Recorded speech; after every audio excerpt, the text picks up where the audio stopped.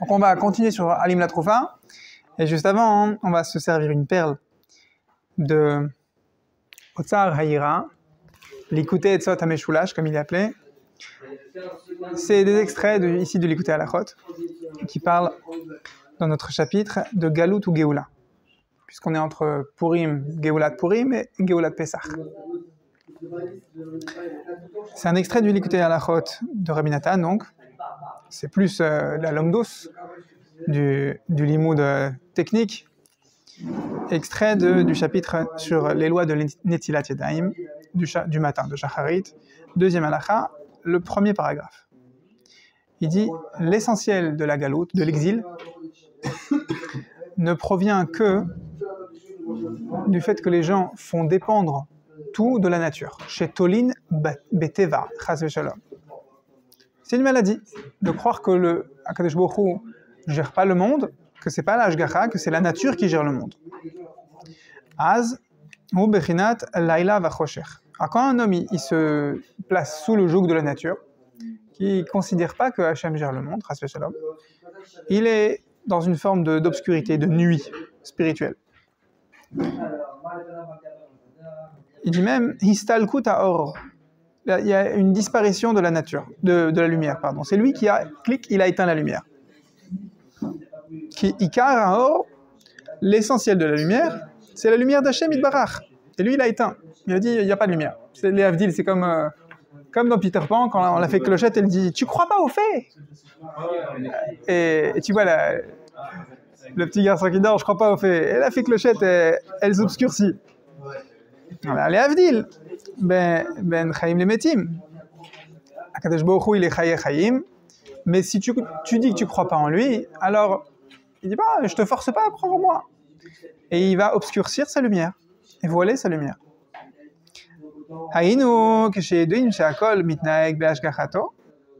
C'est quoi la lumière d'Hachem? C'est quand tu as conscience que tout va selon la supervision d'Hachem. Et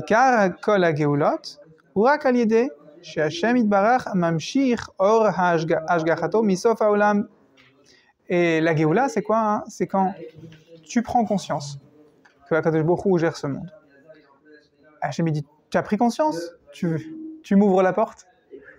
Alors, il envoie sa lumière. Haormit Pachet, la lumière s'étend, Mamshir, d'un bout à l'autre du monde. Jusqu'à ce que tu prennes conscience du monde futur. Si quelqu'un n'a pas conscience du monde futur, alors il faut qu'il rétrograde un petit peu et qu'il prenne conscience déjà que dans ce monde-ci, Akadosh Baruch Hu, il est présent. Ve'alideze meshaded hateva. Ve'alideze zochin legeula. Grâce à ça, il va briser la notion de la nature, du hasard, qui était l'acteur principal à Purim, et il va mériter la Géoula. Il y a aussi l'acteur principal à Purim. C'est juste que c'est écrit à la dernière page. Maintenant, on commence dans la lettre... dans la lettre Aïn 70, dans Alim la Troufa. Donc c'est une lettre que Rabbi Nathan échange encore avec son fils, Rabbi Yitzhak, qu'il a écrite un Yom Revi, un mercredi, en 5592. Et il lui dit, j'ai reçu ta lettre, et sache que tu m'as fait très plaisir en m'envoyant cette lettre. Ve'yefshar leshaer ulvaer afilu ma shebilibi baze mikol sheken vechol sheken ma shene'elam mimeni gamken ki meod amok amok haesek haze. Il parle encore des difficultés, de la machloket, la dispute qui pesait sur les Breslaveurs à l'époque.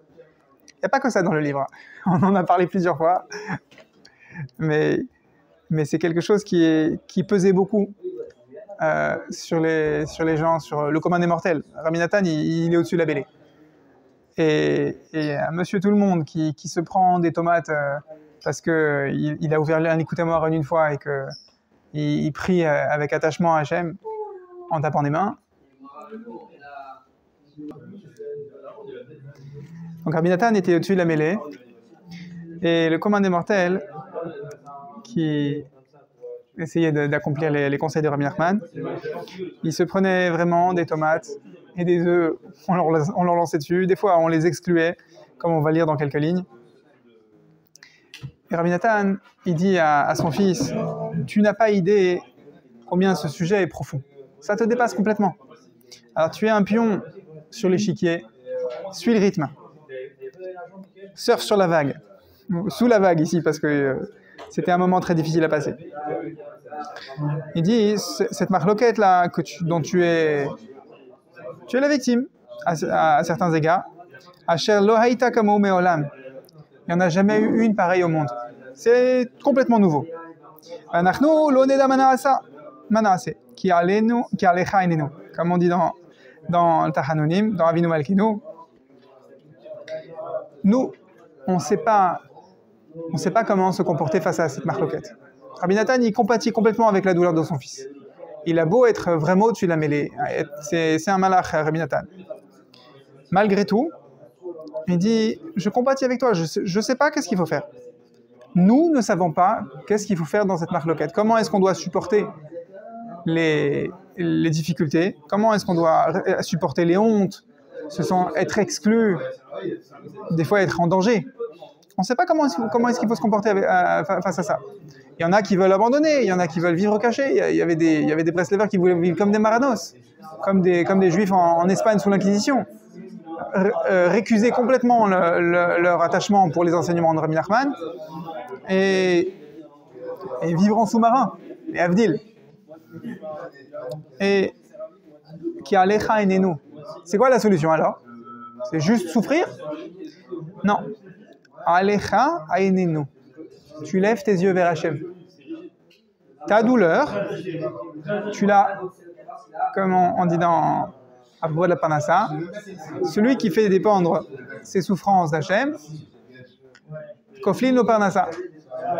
Af Parnassato me'ofefet lo. וכתבתי זאת למען תבין מזה כמה אתם צריכים להתחזק ולהתעורר בכל יום מחדש. Et je vous ai écrit ça. Je vous ai écrit que quand vous avez un problème en particulier avec cette opposition, cette mauvaise réputation qu'avait Breslev il y a 200 ans, je vous ai écrit le fait qu'il faut lever les yeux vers Hachem afin que vous compreniez combien vous devez vous renforcer, vous éveiller chaque jour à nouveau. Chaque jour, il est nécessaire de faire fi, de tourner la page complètement. Comment j'ai réussi à survivre hier? Je recommence. Et absolument se refuser à balayer la poussière sous le tapis et à encaisser et à gonfler nos souffrances. Non, c'est pas. On ne doit pas se lever le cœur demain matin le cœur gros de ce qu'on a vécu hier. Tourner la page complètement. C'est facile à dire, mais la solution c'est Mechadash. Comme on est dans Parashat HaChodesh maintenant. Chaque jour, il dit Rabbi Nathan, il dit chaque jour. Parashat HaChodesh, c'est pas que pour prendre un nouveau mois. C'est pour apprendre comment on se renouvelle. Achare asher zachinu leda me'at me'amitat ha'emet. Nous, on a appris un petit peu on a pris conscience, on a pris à cœur un peu de Amitat Haemet. C'est comme ça, c'est le surnom que Rabbi Nathan il donne aux enseignements de Rabbi Nachman, l'authentique vérité. Ça ne veut pas dire que le reste de la Torah, c'est pas de la vérité. C'est un kinouï, un surnom que Rabbi Nathan donne aux enseignements de Breslev. L'authentique vérité. Quand le Midrash il fait parler la lune, lors de la création du monde, Akadosh Baruch Hu, il a créé la lune et le soleil, en leur donnant chacun la même place. Le soleil et la lune éclairaient de jour comme de nuit, à la même intensité. La lune s'est adressée à Akadosh Baruch Hu, a dit « Deux rois ne peuvent pas se servir ensemble du même couronne ». On ne peut pas et régner de jour et de nuit. Pareil, il faut qu'il y ait un équilibre. Lui, il a un domaine, un règne, un royaume, mais moi, j'en ai un. Et donc, la Lune, nous, avec notre esprit étriqué, égoïste d'être humain, hein, on pense que la Lune, elle voulait régner, elle, 2 jours et laisser une petite part au Soleil. Bon, qu'est-ce qu'elle voulait vraiment? On ne sait pas. Le Rambam, il dit clairement que les astres, la Lune, le Soleil, les planètes du système solaire et toutes les autres les étoiles de l'univers, ils ont une conscience d'Hachem bien plus élevée que la nôtre. Ils n'ont peut-être pas de libre arbitre comme nous, mais ils ont une conscience d'Hachem. Donc qu'est-ce que la Lune, elle voulait? On ne peut pas savoir. Toujours est-il que le Midrash nous enseigne que Akadosh Baruch Hu a puni la Lune parce qu'elle avait un libre arbitre pour être punie. Nous, ce qui nous concerne, c'est qu'elle a été punie. Qu'est-ce qu'on nous on peut en apprendre? Elle a été punie, Akadosh Baruch Hu lui a mis une claque. Itmaet atzmech, diminue-toi, et donc tu vas éclairer que la nuit, et encore, chaque mois, tu vas disparaître. On peut imaginer combien ça doit faire mal une claque d'Hachem, une claque en direct. Nous, quand on se prend une claque d'Hachem, c'est à travers ce monde-ci. Il y a des voiles, il y a du coton qui diminue l'intensité de la claque. Mais la Lune, elle s'est pris une claque. Bien.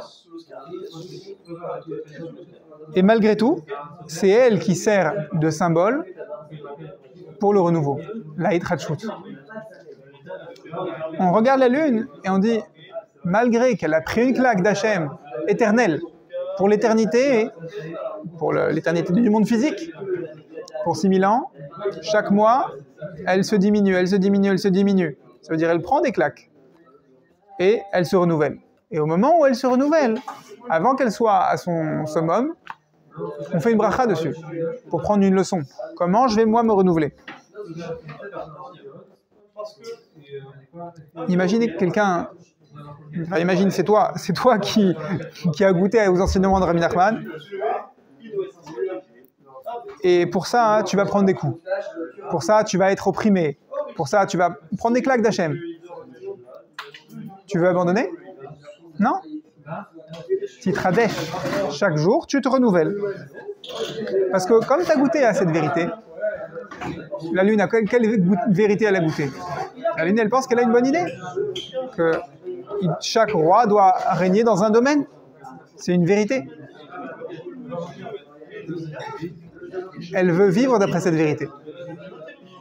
Nous aussi, quand on a goûté à un enseignement de Torah, Kol Sheken, un enseignement de Rabbi Nachman, on n'a pas envie de l'abandonner. On a envie de tenir.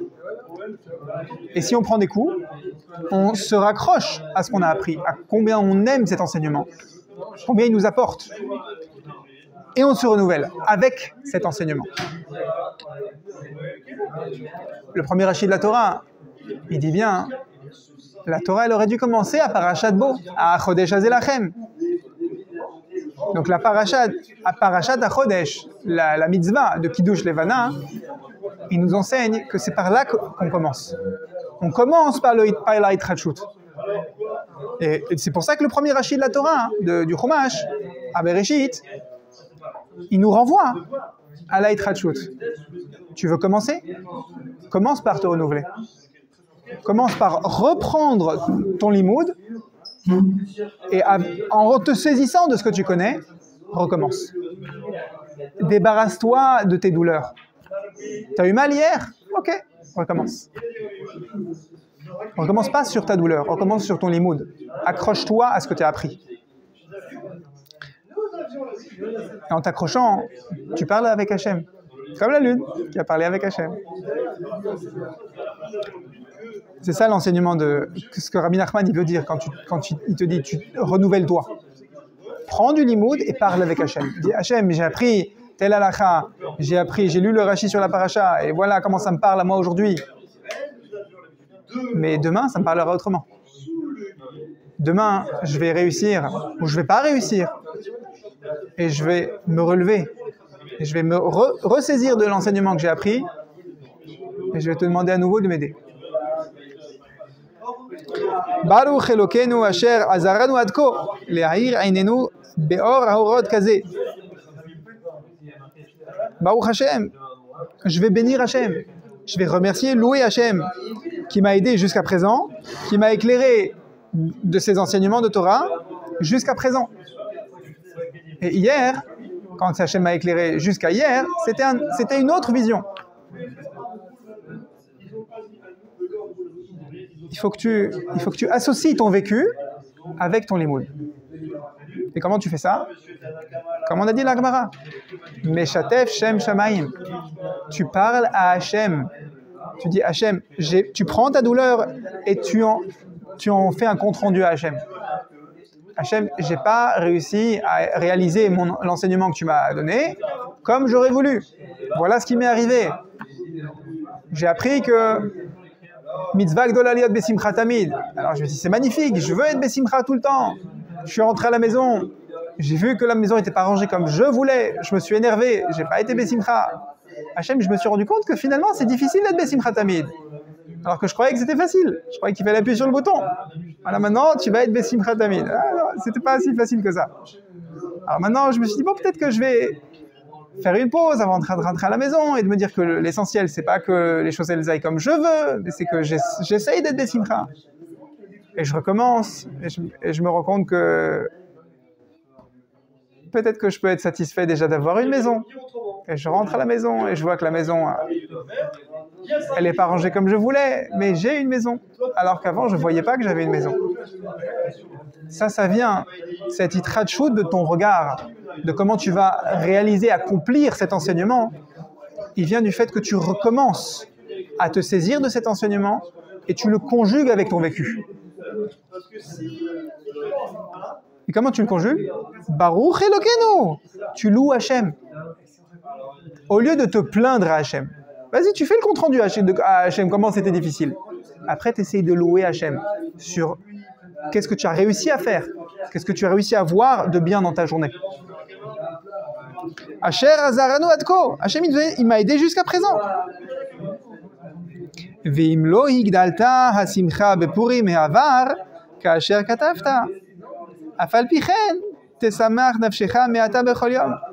Alors, qu'on dirait que le fils de Rabbi Nathan, Rabbi Yitzhak, dans la lettre précédente, avant Parashat Shemini, il a dit à son papa, je n'ai pas réussi à avoir une grande simcha le jour de Purim.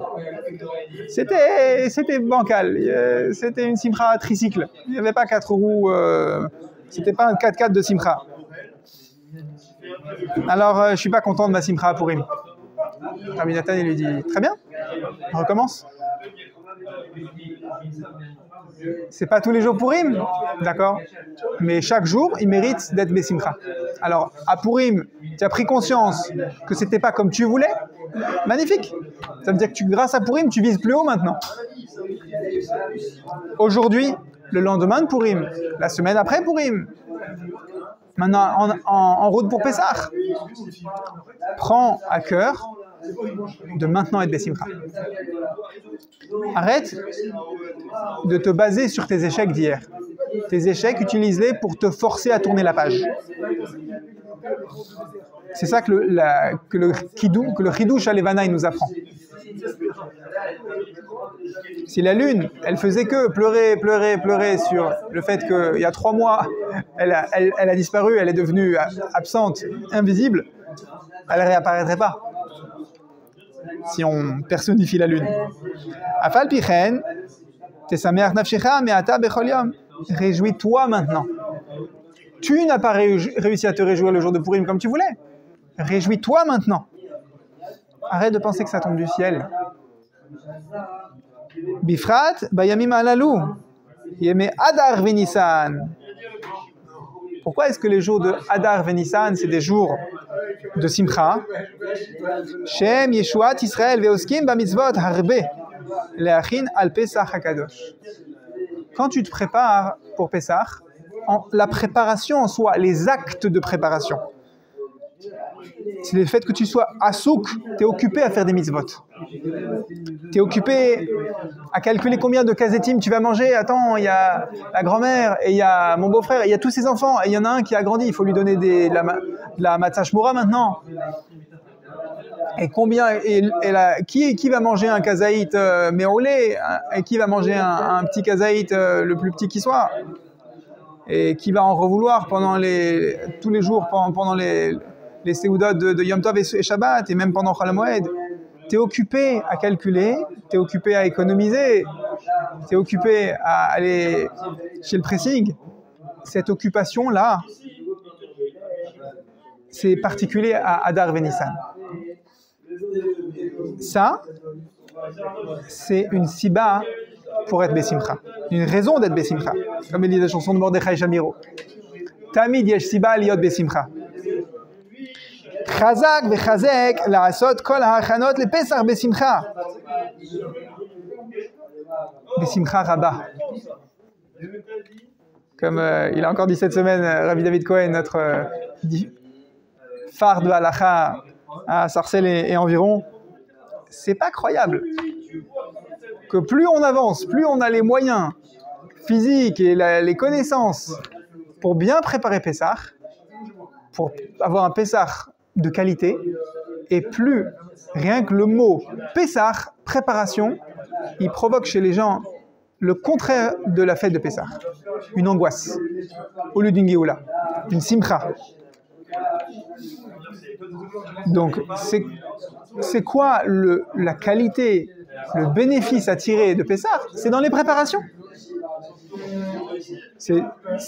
Payer quelqu'un pour te faire les préparatifs de Pessah, c'est antinomique de Pessah. Parce que c'est les préparatifs qui se font Bessimcha, qui fait que c'est Pessah Kadosh. Pessah Kacher Vesameach, c'est dans les préparatifs. C'est pas que tu viens, tu mets les pieds sous la table et ça s'appelle Pessah Kacher Vesameach. C'est dans tous les préparatifs que tu vas faire Bessimcha, c'est ça qui te change. C'est ça qui fait que, comme on a dit dans l'écouté à la chot, que tu vas arrêter de vivre Tachat Ateva, que tu vas vivre sous la Hashgacha d'Hashem.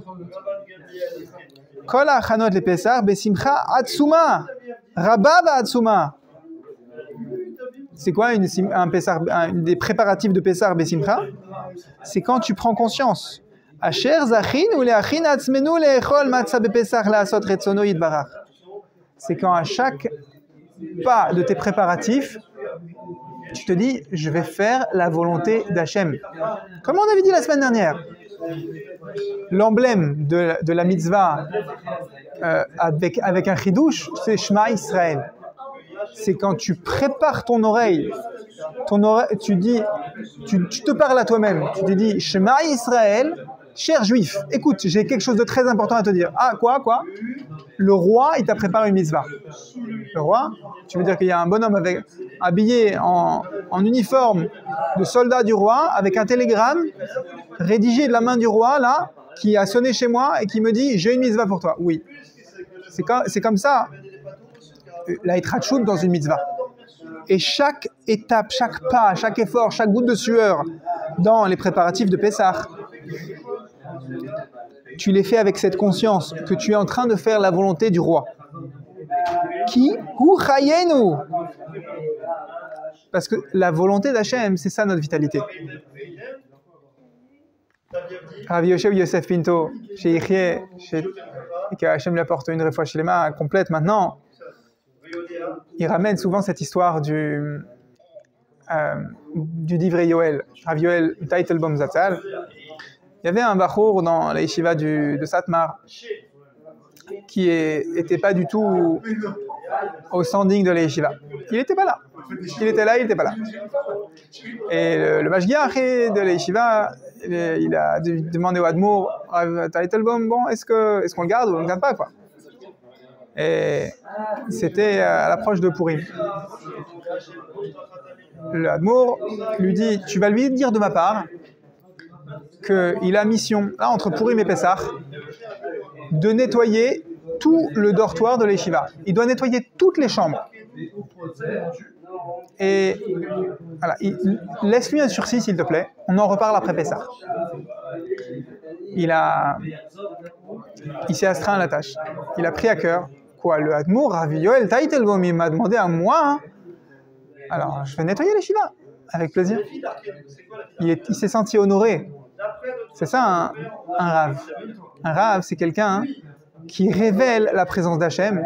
Rien que tu dis, ah, Rav un tel, déjà tu sens la présence d'Hachem. dans les tfilotes de Rabbi Nathan, un livre, je ne sais pas s'il est accessible encore, c'est le Likutei Tfilot d'après les Moadim, d'après les fêtes de l'année. Il ramène là-bas la tfila sur les jours de Nissan. Et il dit, de la même manière que les jours de Nissan, les premiers jours de Nissan, on fait la Hakamat Mishkan, on inaugure le Mishkan. Il y a les 12 chefs de tribus qui amènent leur offrande au Mishkan pour que la présence divine réside dans le Mishkan. De la même manière, aujourd'hui aussi, maintenant qu'on n'a plus le Mishkan, la présence divine, elle réside parmi nous et on établit cette présence divine, on la fait résider, en particulier pendant les premiers jours de Nissan. Où ça? Chez les Talmidei Chachamim. Chez les tzadikim de notre génération, on a un rôle particulièrement important de ces 12 premiers jours du mois de Nissan, d'aller honorer, d'aller boire la présence divine chez les Chachamim. Et comme ça, on instaure la présence divine, on profite de la lumière de la Shrina d'Hachem qui est chez les Chachamim. Et ce bachour-là, qui était à l'ouest du comportement d'un bachour, de l'investissement d'un bachour dans une yeshiva, il avait gardé cette notion que quand le Rebbe de Satmar, il me demande quelque chose, c'est la lumière d'Hachem qui me parle. Il s'est senti éclairer la lumière d'Hachem. Alors après Pessah, l'Admour il demande au Mashgiach, dis-moi, il en était où de ce bachour à l'ouest là? Il a nettoyé là, le dortoir comme on lui avait dit, ouais. Rav, c'est pas croyable. Il est passé d'être la dernière roue du carrosse à être le génie de la yeshiva. Tout le monde est émerveillé, tout le monde veut être avec lui. Pourquoi? Comment ça se fait? Parce qu'il a nettoyé la yeshiva Besimcha Rabba V'Atsuma, en prenant conscience qu'il est en train de faire la volonté d'Hachem. Parce que c'est son Rebbe qui lui a demandé. Alors, en attendant que le Gadol Hador vienne taper à ma porte et me dire « Tu peux t'occuper de ranger, nettoyer ta bibliothèque, nettoie tes tiroirs à la maison, vérifie qu'il n'y a pas de miettes, fais les préparatifs des achats, de nettoyer les vêtements, ramène tous les vêtements de la famille, du pressing, quelques jours avant Pessah, fais les essayages, fais les retouches, vérifie que tu as les fauteuils pour faire la SEBA correctement. » En attendant que le Gadol Hador vienne me dire ça à moi personnellement, je peux prendre conscience que je suis en train de faire Retzono Yitbarach et que ça, c'est ma vitalité, c'est ma vie. Parce que je suis en train de faire la volonté d'Hachem, alors c'est ça ma vie. J'ai pas besoin qu'un Admour, un Gadol Hador vienne me le dire à moi. Je sais que la préparation du mitzvah, c'est ça ma vitalité. Et remonte-toi les bretelles. Rabbi Nathan, il avait demandé à son fils de lui envoyer l'argent pour acheter un nouveau talit. Apparemment pour avoir un talit propre pour Pessah. Et on va continuer Bezrat Hashem l'année 5594, 2 ans plus tard, encore une fois Parashat Shemini, Rabbi Nathan envoie une lettre, un jeudi, à son fils Yitzhak, encore une fois. Et je vais vous lire la conclusion de la lettre. C'est la louange à Hachem. Il lui dit encore, Ata, et maintenant, Chazak ve'ematz ve'sameach nafshecha bechol oz ki Hachem itanu al tira. N'aie pas peur, renforce ton cœur, renforce-toi, réjouis-toi. Et louange à Hachem, Teila Lael, Heveti Sefer Torah Keshera ou Mugaha Mehod. Rabbi Nathan, il a ramené un Sefer Torah. Alors ça devait être à l'endroit, il ne dit pas d'où est-ce qu'il est écrit, ça devait être à l'endroit, à la choule de Ouman. Peut-être que c'était chez lui à Breslev, je ne sais pas. En tout cas, il se réjouit, il fait part à... Il a écrit une lettre à son fils pleine de douleur. Et juste après, il dit, mais la lumière de mes jours en ce moment, c'est qu'on a pu ramener un Sefer Torah dans notre shul. Un Sefer Torah de qualité, très bien révisé. Asher en shriach dugmata bemea parsaot ve'aktav nifla. Un Sefer Torah beau comme il n'y en a pas à 200 km à la ronde. L'écriture est de grande qualité, merveilleux. Un merveilleux Sefer Torah. Gam et Veti. Et je l'ai même amené une couronne. Une couronne, c'est un bijou pour orner le Sefer Torah. Imshar, Kle, Kodesh, Niflaim, avec d'autres instruments magnifiques. J'ai même amené un chasse. Parce que c'était un chasse Gemara. C'est difficile à croire parce que à l'époque, un chasse de Gemara, ça coûtait peut-être encore plus que le prix d'un Sefer Torah. Et aussi un En Yaakov. Ça devait être un chasse de Mishnah, je ne sais pas. Et un En Yaakov, c'est les Haggadot, que les Haggadot tirés de la Gemara en un seul livre. Ve'akol bi'yishuot Hashem v'nifleotav v'noraim. Rabbi Nathan, il est émerveillé de tout le voyage que ces livres ont fait pour parvenir dans sa choule, dans sa communauté. Akol et l'acheminement de ces livres, ça s'est fait par des délivrances divines merveilleuses et terribles.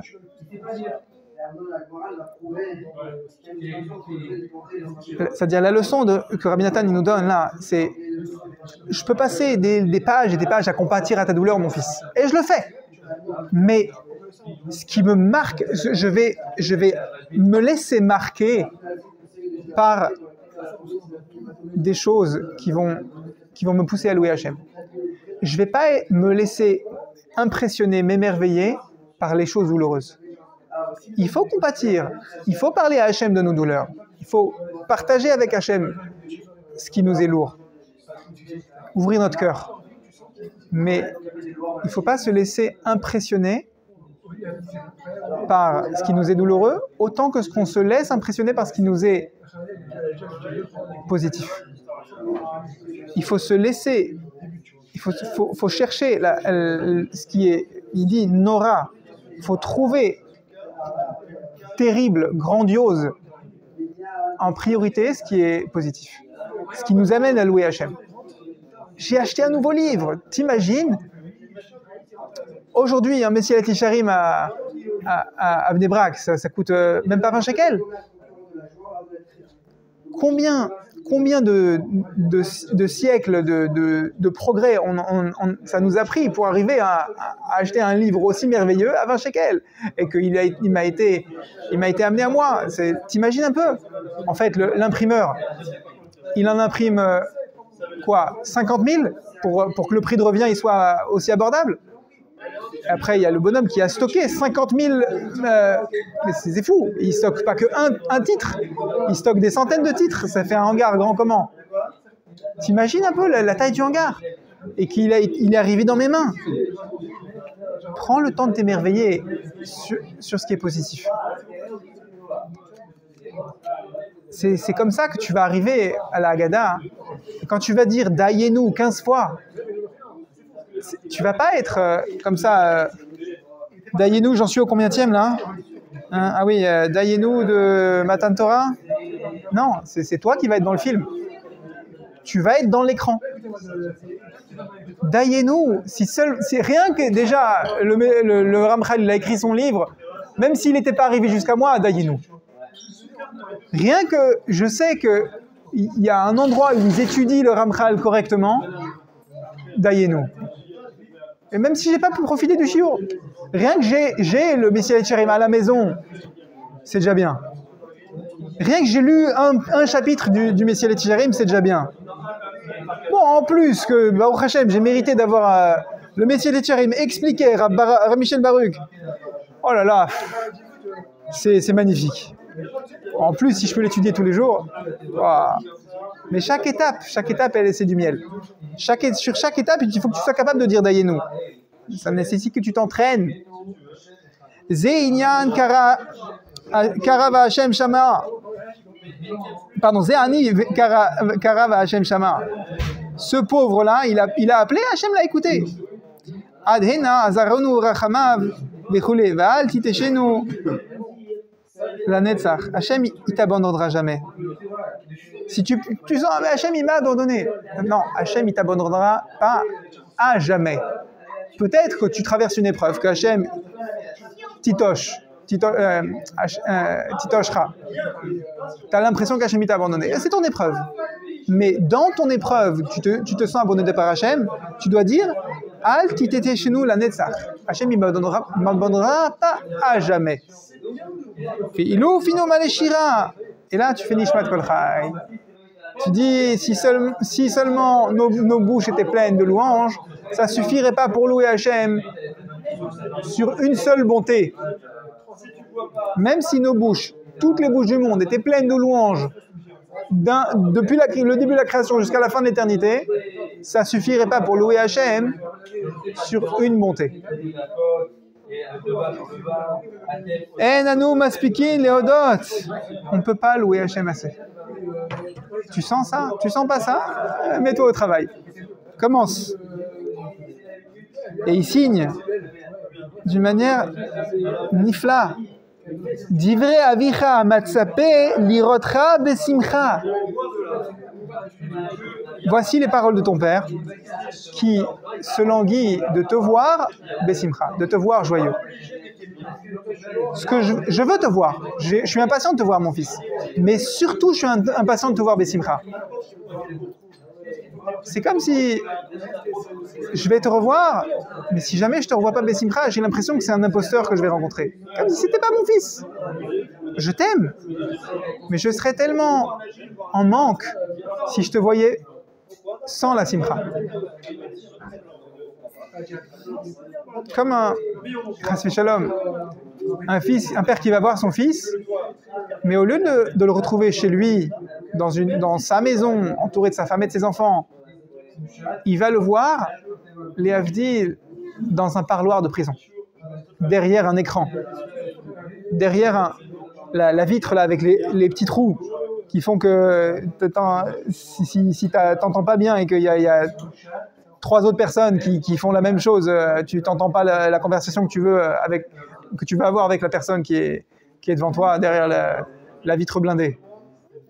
Quelqu'un qui n'est pas Besimcha, quand tu lui parles, il est en prison.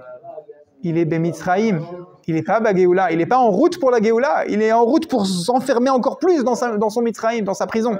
Que ce soit sa galoute Beparas ou Madaï, derrière le joug de Haman, ou que ce soit sous le joug de Pharaon. Tu as besoin de te battre à être Besimcha. Débrouille-toi pour dire Tehila Lael constamment. Fais des louanges à Hachem. Trouve des raisons de faire des louanges à Hachem. Mais j'ai fait les mêmes hier. Ça fait 3 jours que j'arrive à dire merci à Hachem que sur la même chose. Tu es sur la route. Ne lâche pas.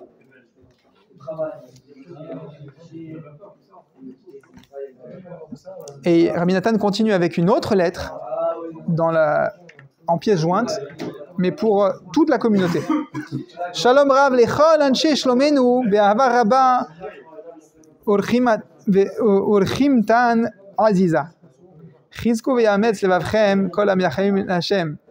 Chizku meod batorah utfila ve'tachanunim bechol yom. Un grand salut, un chaleureux, plein d'amour à toute la communauté.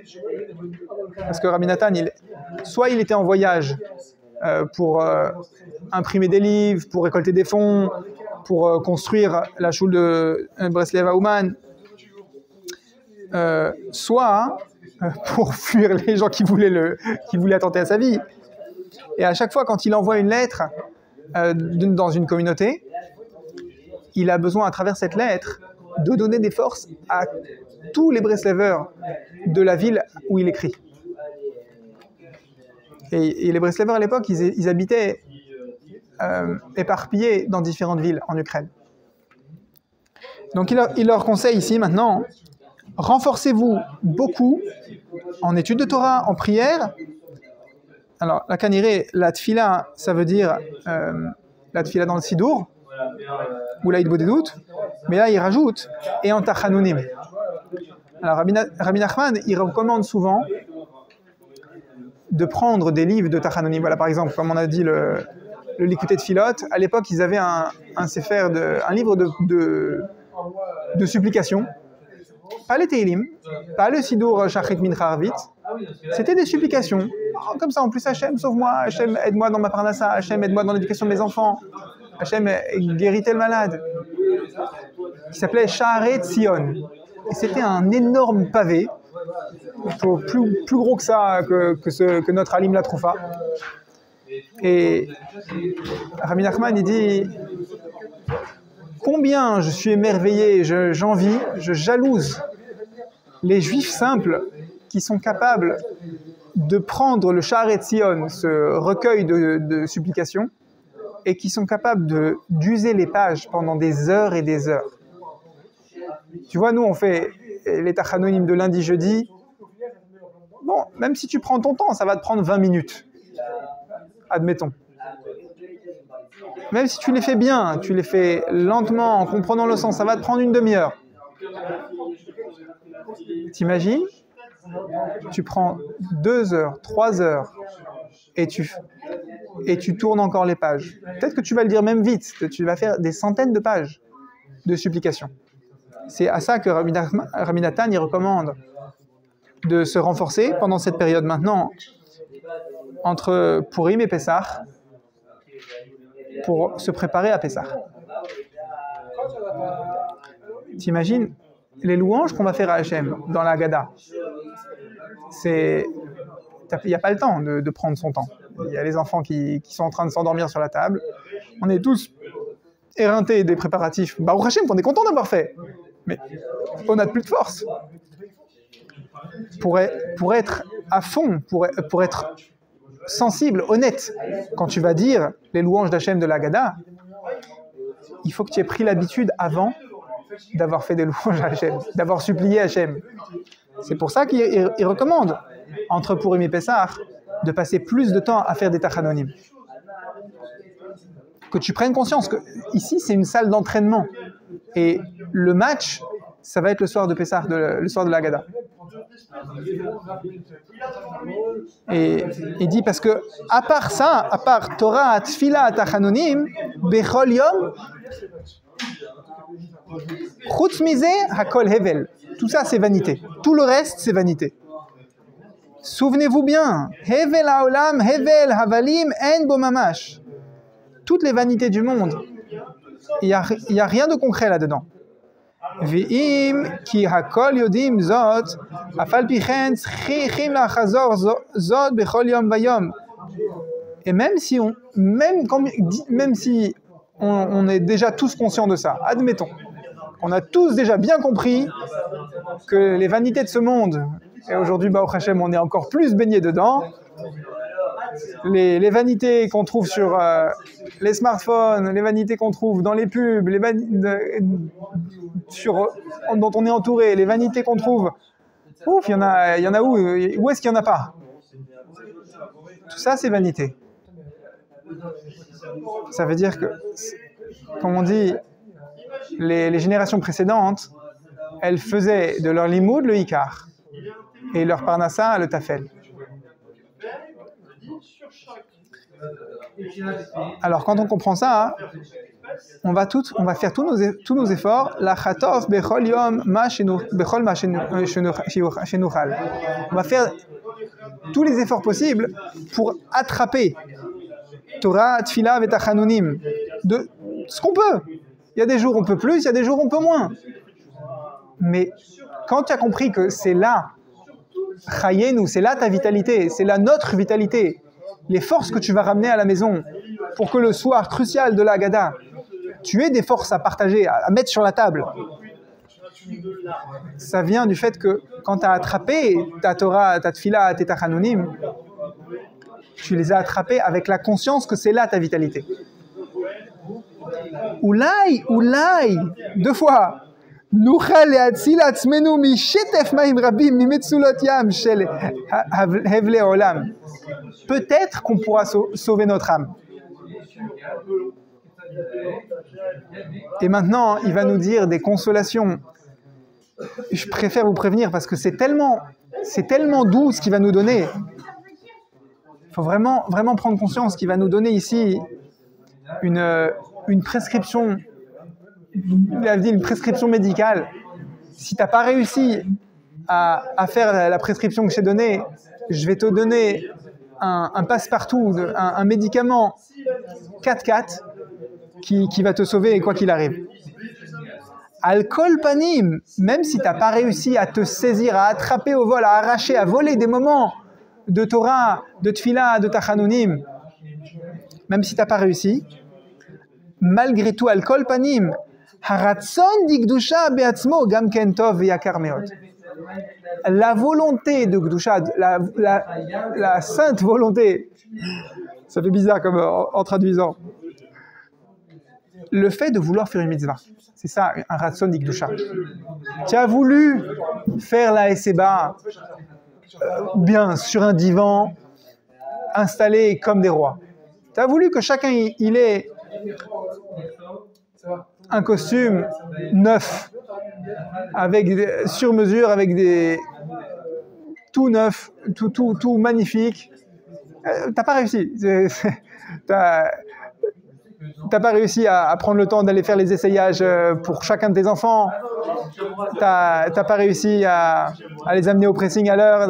Il y avait une tâche la veille du seder. Ça s'est pas fait comme tu voulais. T'as pas réussi à préparer les halachot comme tu voulais. T'as pas été livré en matzah shmura comme tu voulais. Il y en a pas assez pour tout le monde. Il va falloir que tu mixes avec la matzah machine. Je ne sais pas quel bédiavad, quel second choix est-ce que Akadosh Baruch Hu va nous imposer.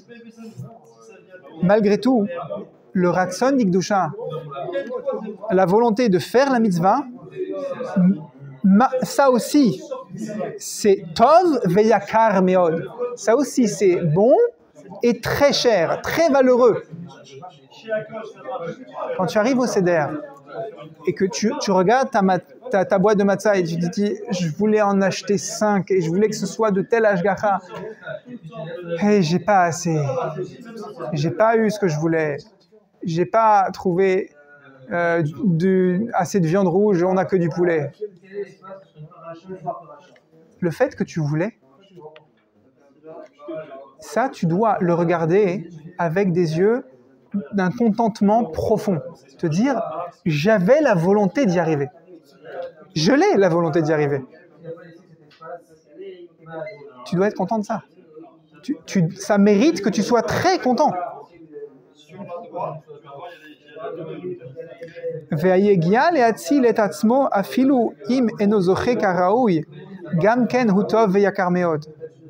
Et les efforts que tu as faits pour te sauver de râler,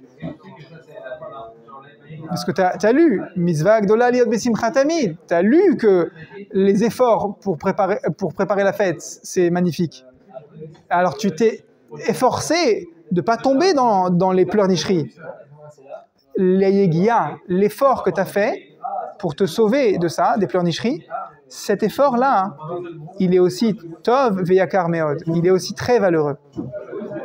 Même si tu n'as pas mérité de te sauver comme il faudrait de la pleurnicherie. Tu as pleurniché, tu n'étais pas content de toi. Mais tu sais que tu as essayé de ne pas tomber dedans. Tu mérites une médaille.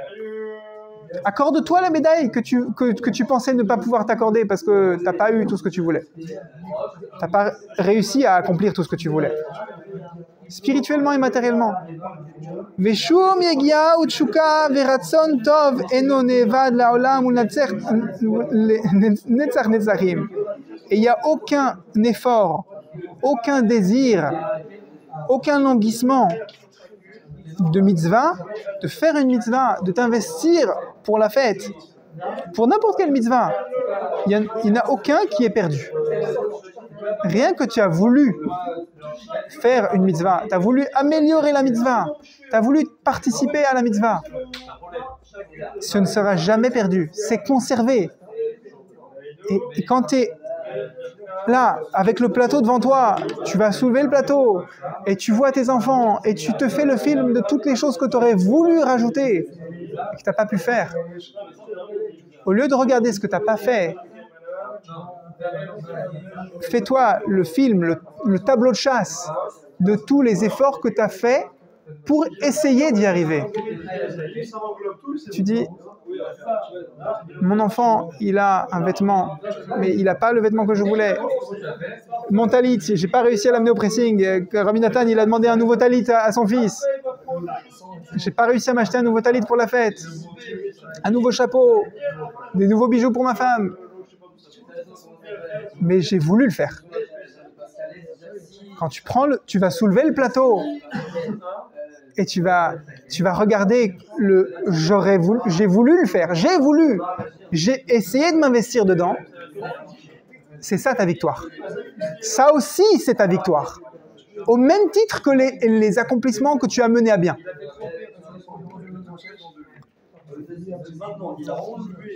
Vesof kol sof, yitkabetsu kol hayigiot ve'atshukot tovot. Et tous ces désirs-là, ils vont se rassembler, comme la notion de se rassembler pour la Géoula, comme on dit dans la Mida, le kibbutz galuyot, c'est une étape déjà très avancée de la Géoula. Pareil, le kibbutz, le rassemblement de toutes ces bonnes volontés-là, c'est en soi la Géoula. Et qui est-ce qui fait ce rassemblement des bonnes volontés? C'est toi. C'est toi, quand tu prends conscience. Ah, c'est le summum, c'est le soir de Pessah. C'est chaque jour qui avance, à toi de rassembler tous ces bonnes volontés-là que tu n'as pas forcément concrétisées. Et tu en fais une agouda, comme le bouquet des Arba Minim de Sukkot. Tu les mets ensemble. Ah, j'ai essayé de faire cette mitzvah. Là, j'ai appelé le traiteur pour qu'il nous fasse telle gâterie. J'ai appelé le fleuriste pour avoir une telle belle décoration sur la table. Ma femme, elle a essayé d'acheter une nappe, elle a pris les mesures, elle a commandé. On n'avait pas forcément de quoi acheter, alors on a rebroussé chemin. Et tout ça, tu les mets ensemble. Et ça, c'est l'avancement de la Géoula. De ta Géoula. V'yotziu et Adam miber shachat. Et c'est ça, c'est ce rassemblement de tes bonnes volontés, de tes efforts, qui va te faire sortir de ta galère, de mitita yaven, de ta crasse. Là, or, tu vas sortir de ta crasse vers la lumière.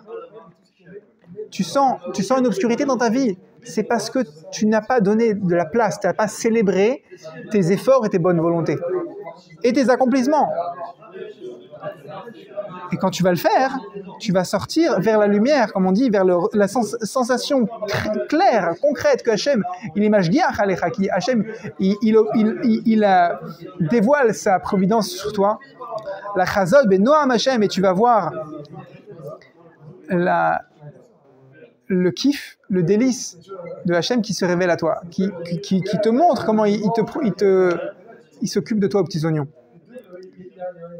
Donc en particulier, la Nekuda qu'il faut garder de cette lettre, pardon, j'ai pas dit le numéro de la lettre Kouf Lamed Bet 132, c'est que quand on va faire les préparatifs de la fête, en particulier, c'est celle qui est tellement, malheureusement dans notre génération, tellement stressante, le nettoyage de la maison, les bdicotes des légumes, et les recettes traditionnelles qui sont souvent tellement longues à faire.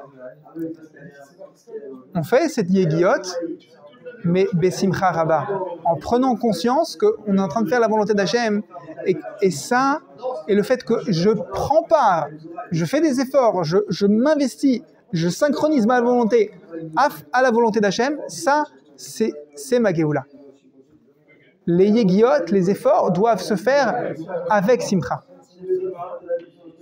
Et c'est ça qui fait que chaque pas va m'amener à la Géoula. Que je suis en marche vers cette Géoula. Et on commence maintenant, la lettre Kouf P, 180, qui est encore Parashat Shemini, l'année suivante, 595, Rabbi Nathan, il écrit encore une lettre à son fils, Rabbi Yitzhak. Il écrit un Yom Rishon. Et est-ce que c'était avant, après Pessah? Je n'ai pas vérifié. Mais encore une fois, on a les thèmes de la Haggadah qui rayonnent de cette lettre. Une lettre fleuve, Baruch Hashem. Rabbi Nathan, il dit à son fils, sache que quand tu te plains ou quand tu loues Hashem, ça donne des résultats aux antipodes l'un de l'autre.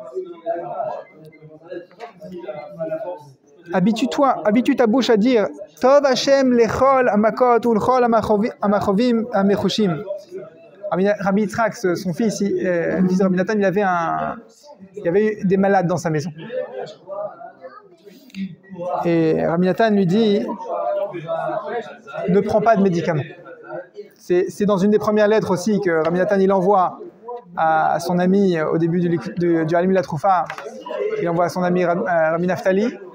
Il lui donne, vas-y, voilà, je te donne une prescription médicale pour le malade dans ta maison. Il lui dit, d'abord, tu ne prends pas de médicaments. L'olikar troufot. Ensuite, tu ne prends pas de médicaments. Et petit c, tu ne prends pas de médicaments. Alors là, c'est pareil, il lui dit la même chose. Hachem va nous sauver. Je ne dis pas que c'est comme ça qu'il faut se comporter. Là, c'est la lettre que Rabbi Nathan écrit à son fils Rabbi Yitzhak. Si on avait Rabbi Nathan qui nous envoyait une lettre, probablement qu'on prendrait à cœur beaucoup plus que si on lisait une lettre. Comme maintenant qu'on est en train de lire une lettre qui ne nous est pas adressée à nous personnellement. Mais le limoud, c'est la force. C'est justement de prendre cette lettre-là à cœur et d'essayer de faire face à une situation similaire, allez-nous qu'on ne soit pas malade, mais quand ça arrive, alors qu'on regarde les médicaments et qu'on se dise, c'est pas là que je vais trouver ma délivrance. Peut-être, certainement, quand je dois les prendre, j'ai pas le niveau de me dire que je peux me passer d'un antibiotique quand le médecin me l'a prescrit, mais j'ai l'obligation de prier avant de le prendre et de ne pas mettre ma confiance dans ce médicament. Il faut remettre en contexte aussi qu'à l'époque de Rabbi Nathan, les médecins, ils étaient plus souvent charlatans qu'experts. Donc Rabbi Nathan, il recommande à son fils de s'appuyer sur le Rofé Emet, Veneman Verachaman, Hachem. Et il dit, quand quelqu'un va s'appuyer sur Hachem pour lui envoyer les guérisons, Kvar Azar Otan ou Harbe Binyanze. Hachem, il nous a beaucoup aidés. Chez Shalach Lanu Ulvanenu Shichyu Kamamine Refuot. Combien de fois on a vu des malades dans nos maisons? Il parle à son fils, donc il parle de maladies, d'épisodes de maladies qu'ils ont vus de leurs propres yeux, qu'ils ont vécu. Il dit combien de fois, tel enfant, tel frère, telle sœur que tu te souviens, il était malade, il avait la fièvre, et il a eu une fracture, et on s'est appuyé sur Hachem, Badou Koumenoussé, ça s'est réglé.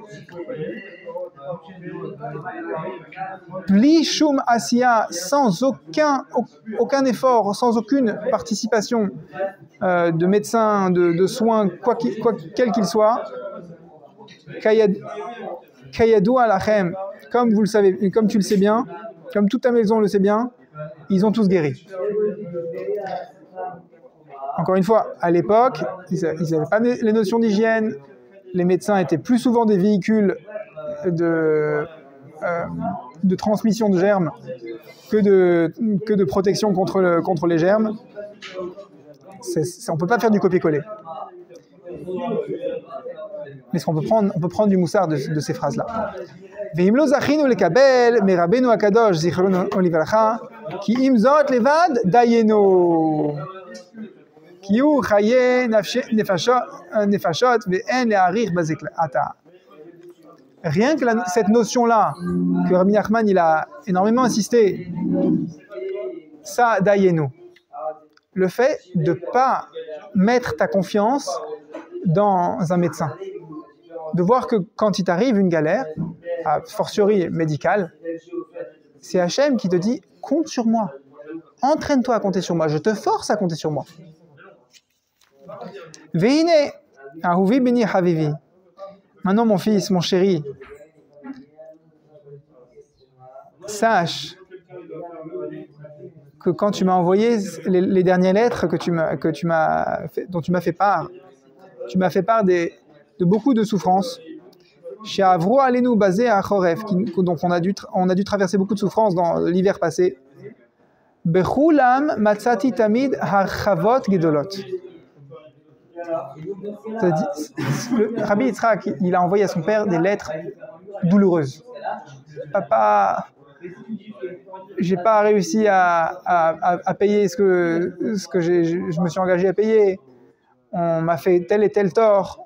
On a eu telle et telle maladie. Et Rabbi Nathan dit à son fils, dans les lettres où tu m'as fait part de tes difficultés, j'ai vu des délivrances. J'ai vu entre les lignes que Hachem s'occupe de toi. Et donc je te demande d'apprendre à louer Hachem. Asher hechiyeti et nafshi bahem. Tu m'as fait du bien, tu m'as ressuscité en m'envoyant les lettres qui parlent de tes douleurs. Je sais lire entre les lignes et je veux que tu apprennes à le faire. Veraoui lecha lismoar bazé bimea nechag akdoshim habaim alinu letova ki hechiyeta et nafshi bimichtavecha neimim vekiamta bahem meod mitzvat kibud av. Le fait que tu m'as donné de la satisfaction, il faut que tu prennes cette satisfaction que tu m'as donnée et que tu te réjouisses de ça, en particulier pendant les jours de fête qui arrivent. Pendant les jours de fête, on a un travail d'être Bessimcha. Alors Rabbi Nathan, là, il lui donne du carburant. Il lui dit, voilà, tu as une carte à jouer, tu as donné à ton père de la satisfaction. Et en faisant ça, tu as réalisé la mitzvah de la Torah d'honorer ton père. Malgré que les lettres que tu m'as envoyées, c'était des lettres de douleur. Hashem yitbarach yetiv lecha laad v'yarich yamecha ushnotecha v'yiten chayim arukim lechol yotzecha latzecha. Il lui fait une bracha que toi et ta famille, tes enfants, toute ta descendance, vous connaissiez que de la longévité et que Hashem vous arrange constamment, que Hashem vous remplisse de yirat shamayim, que vous méritiez d'aller dans les voies d'Hachem, behemet la netzach, que vous soyez donc satisfaits de vos mitzvot. Mikol sheken ata echeitani bidvarecha. Et a fortiori, au-delà des mitzvot que je te bénis de faire, tu m'as procuré, tu m'as ressuscité.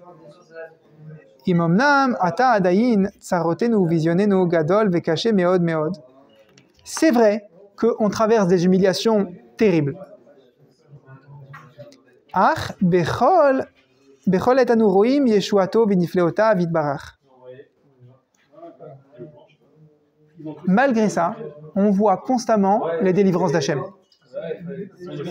Et là, vous allez voir comment Rabbi Nathan, il fait une clé de bras à ses problèmes. Kvar hiftarticha shebekarov tuchal litpalel bechol makom shitirtze. Je t'avais déjà promis que bientôt tu pourras prier dans n'importe quel endroit de ton choix. Précédemment, Rabbi Yitzhak, il avait été exclu de prier dans tel Beth Midrash, dans telle synagogue, dans sa ville. Il avait été mis au banc de la communauté, parce que il vivait ouvertement comme un Breslev. Et maintenant, loué soit Dieu, Teila Lael, Itril Tzmichat Keren. Voici la délivrance qui pousse, qui se révèle. Tzmichat Keren Yeshua, Shiskimu beferush leanichacha lichnos bevet hamidrash. Tu m'as dit dans ta précédente lettre que les gérants, le gabaï du Beth Midrash à côté de chez toi, il t'a permis de rentrer à nouveau pour prier. On est d'accord? Être exclu d'un Beth Midrash, c'est un malheur. C'est injuste, c'est une douleur inouïe. Quelqu'un qui veut prier, qui veut étudier, qui passe son temps à supplier Hachem dans son idée de doute, Hachem, je veux prier en minyan. Et on m'a mis dehors. Parce que j'ai un titi bleu, parce que j'ai des longs péotes, parce que... Qu'est-ce qu'ils inventent comme idée encore? Et là, on m'a laissé rentrer à nouveau. Mais quand il va re-rentrer, on va le regarder comment? On va le regarder de manière méprisante. Ah, c'est encore le bonhomme là avec sa kippa blanche. Et au lieu de faire ça, au lieu de pleurer avec lui, Rabbi Nathan, qu'est-ce qu'il fait? On t'a laissé rentrer à nouveau, magnifique. Et c'est évident qu'il va encore être la risée des gens qui le méprisaient juste avant. Mais Rabbi Nathan, il va zoomer sur le positif. Et dit, le reste, tu fais abstraction. Tu t'occupes, tu uses ton temps, tu uses tes pages. Voilà, combien de mots tu vas écrire dans un texto, combien de temps tu vas passer à parler à ta mère, à ton père, au téléphone. Papa, voilà, c'est la veille de Pessah, je suis à Miami, et toi, tu es à Paris, tu es à Yerushalayim, mais on ne peut pas passer les fêtes ensemble. Tu sais comment c'est dur. Ah, et je ne sais pas si c'est Biden ou Trump qui vont être élus, et comment ça va être dur. Ah là là, non. Hachem, tu sais pas quoi. Mon enfant, il a été accepté dans cette école. Ah là là, merci Hachem. Il va pouvoir aller à l'école juive. J'ai pu payer les frais. Tu te concentres, tu uses ton temps, tu uses tes mots, tu uses ton forfait sur le positif. Parce que de toute façon, tu n'auras pas beaucoup de temps. Tu n'auras pas beaucoup de mots à user. Alors, use-les sur le positif. Parce que sinon, si tu passes une partie de ton forfait sur Terre, une partie de tes 24 heures de ta journée sur le négatif, ce sera autant en moins que tu pouvais passer sur le positif. Ça ne veut pas dire que tu dois taire ta douleur.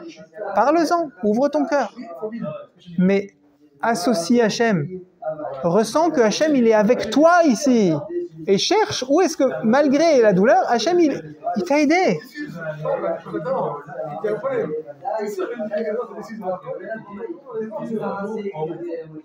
Et prends cette image. Tu vas faire une clé de bras à tes douleurs, à tes galères. Et tu veux tendre l'oreille. Et tu entends tes douleurs qui font aïe, aïe, non, non, tu me tords le bras là. Non, arrête de louer Hachem, t'es trop fort. Tu loues Hachem alors que je te fais des galères. Et tu vas écouter tes galères qui te disent waouh, tu es en train de me casser la main là.